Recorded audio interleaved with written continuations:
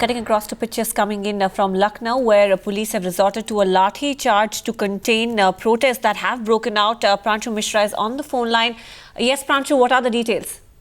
This was a community, a section of people who were protesting have given a protest call in Lucknow against the alleged malfunctioning in the practices of the Shia Waqf Board. In fact, the government body which is responsible for the maintenance of old Waqf properties related to this particular community. In fact, several leaders like Kalbe Zawad and others, they have given this protest call. Now, when the protesters, were adamant on marching towards the CM's residence, at that point in time, lathi charge took place on the protesters near Shahid Smarak area in Lucknow, in which some of the protesters, they have sustained injuries, and also there was a minor stone pelting and vandalism resorted to by the protesters, who were in fact asking the authorities to allow them to move towards the CM's residence, but keeping in mind that it was a security issues, they were not allowed, and then this lathi charge took place.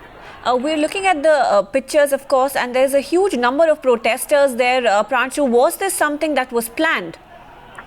Yes, it was a planned call. In fact, this protest call was slated and was much announced, and the administration was therefore geared up to meet with the protesters. The protest started immediately after the afternoon prayers, after which the members of the particular Shia community, they decided to move towards the CM's residence, and but their focus, their main eye was against the Minorities Affairs Minister Azam Khan here, whom they were accusing of shielding the corrupt secretary of the Shia Waqf Board. The protesters have been demanding the ouster of the Waqf Board secretary, but they accuse that the government has been shielding him.